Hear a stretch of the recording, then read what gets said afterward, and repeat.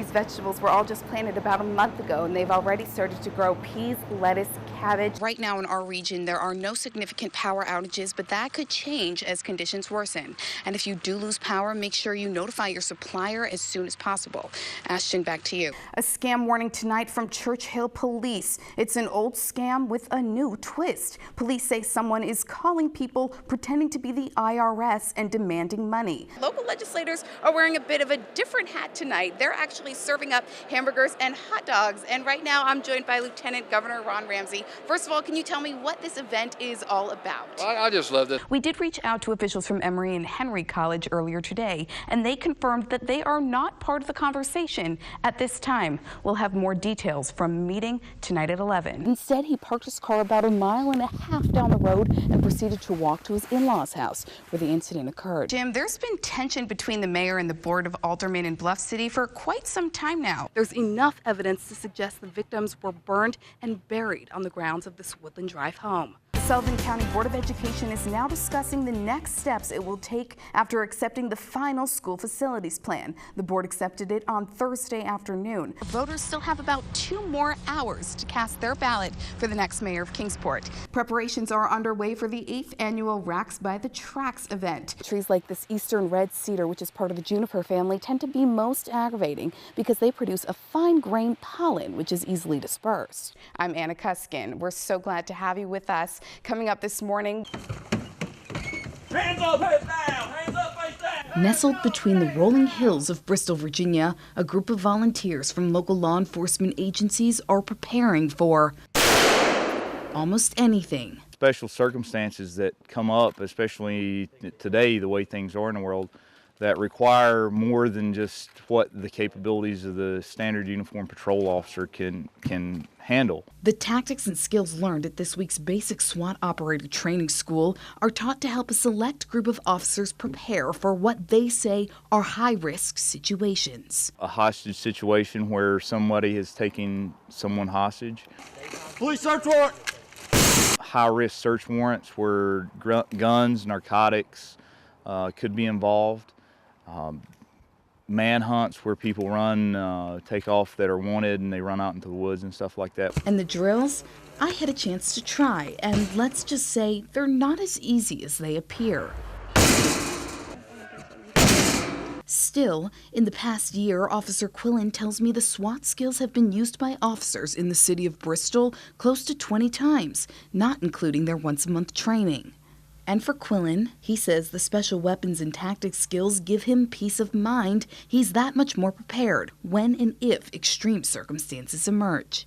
It's just having the skill sets that we need as a team and as an operator, understanding how to conduct different operations. In Bristol, Virginia, Anna Kuskin, ABC 19 News. I couldn't believe it. Haley Wilson's mother, Stacy Johnston, says her life in the past week has become a living nightmare. I don't even know what to do. Today, Johnston speaking on the record about her daughter's disappearance for the first time. She recalls the moments before Haley would get away. It's just any normal night. Investigators believe Haley Wilson left her mother and stepfather's house around 10 o'clock last Monday night, but it wasn't until the following morning when they noticed she'd left. I was actually leaving for work the next morning when I noticed my husband's truck was missing. He reported it stolen, and I just went on to work.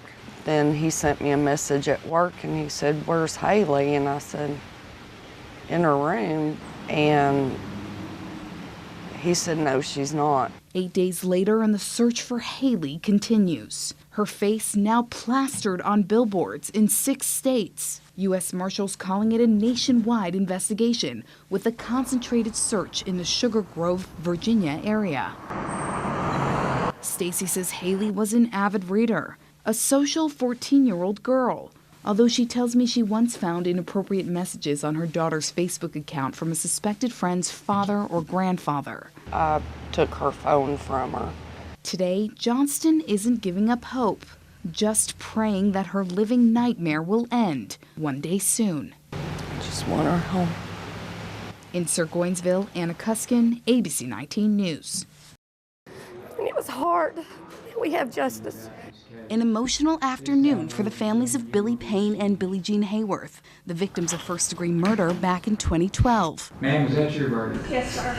Ma'am, is that your verdict? Yes, sir. Less than 24 hours after closing arguments wrapped up, the jury returned back to the courtroom with a verdict in the double first-degree murder trial against Janelle and Barbara Potter.